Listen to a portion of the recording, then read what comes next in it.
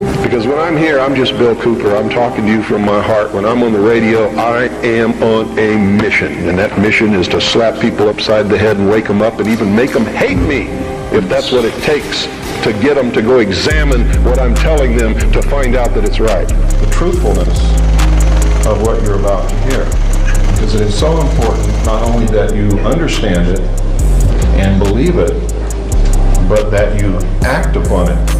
And now we're being bombarded with messages that Osama bin Laden is planning to attack the United States of America. And I'm telling you, be prepared for a major attack. But it won't be Osama bin Laden. It will be those behind the New World Order. I did not believe that the government would use me in that way. I had devoted my whole life to government service. I had been in the Air Force. I was in the Navy. I was a river patrol boat captain in Vietnam. But over the years, I've done a lot of research. What I've discovered is there's no proof existing anywhere that extraterrestrials are real or that have ever visited this planet. The right track is don't believe anybody. Don't believe me. Don't believe George Bush. Don't believe anyone. You got to go out and you got to get proof in your hand before you can believe anything. And to do otherwise today is the biggest mistake that anyone can ever make. One of the biggest misconceptions in this country is what this country is all about, who founded it, for what purpose, and most specifically, what it is that we're all looking for. There is no such thing as an ozone layer. What is it called? Because what are these? These are ions. Ozone is an ion of oxygen. It's called the ionosphere. So why don't these freako-environmentalist liars call it what it is, the ionosphere? Because it would be the truth, and we can all prove that the ionosphere is not disappearing. You watch me every day of my life. If anything happens to me, you don't have to do any more research. You know damn well everything I'm telling you is true. And they don't want you to know that, so they're not going to touch me unless they can make it look like an accident where you will believe that it's an accident. And I'm telling you right now, they know how to make people die of heart attacks, strokes, brain hemorrhages. Why won't you believe millions of people who are telling you that they have seen these craft flying in the air, that they're metal, that they are intelligently guided, that they are real, and that they demonstrate a technology beyond anything that we know of publicly anyway? I can tell you that we have this technology in the United States. It is being flown in an area called Area 51, Groom Dry Lake, in the Nevada Test Range in the state of Nevada. It is not our government, though you have to understand, that is doing these things. It is not our government that's failing us. It's not the Constitution or the Bill of Rights that's a bad instrument. It is a group of men who belong to secret societies who have infiltrated our society and our government at all levels and are destroying it and subverting it from within.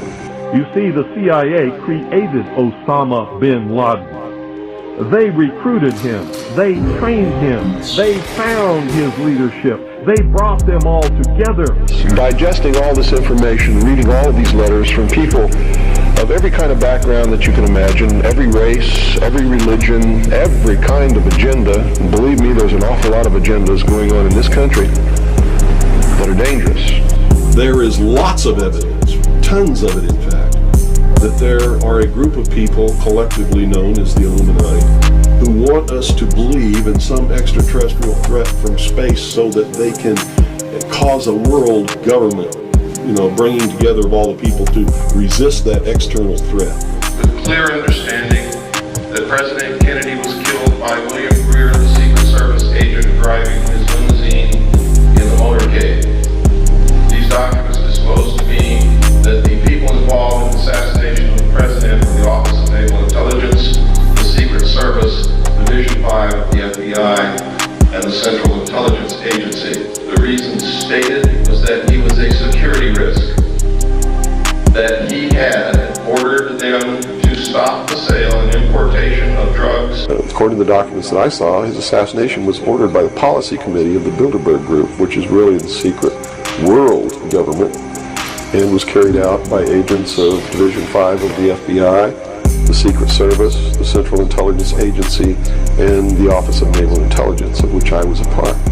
The major controlling membership of these secret societies is a group known as the Round Table of Nine. They are the heads of the most powerful banking families in the world. Every secret brotherhood, every secret society, every mystical temple, every occult organization teaches the Luciferian philosophy. They are atheists in the strictest sense of the word. They are humanists. That's their religion. President John F. Kennedy found out somehow that the CIA was behind the drug smuggling and the sale of drugs to the American people. And if you'll remember correctly, that was the years that the hippie movement began and the flower children began to come out, where they found solace was drugs. What they call UFOs, these craft that fly around the sky, are real. But they're not piloted by some little green guy from some other planet. They're owned and operated by the United States of America for one, the Soviet Union for another. A mystery always holds sway over those who don't understand it. And the priesthood was born. No king ever existed without the permission of the priesthood. And I don't care what religion you're talking about or what period of history you're talking about, it is the truth.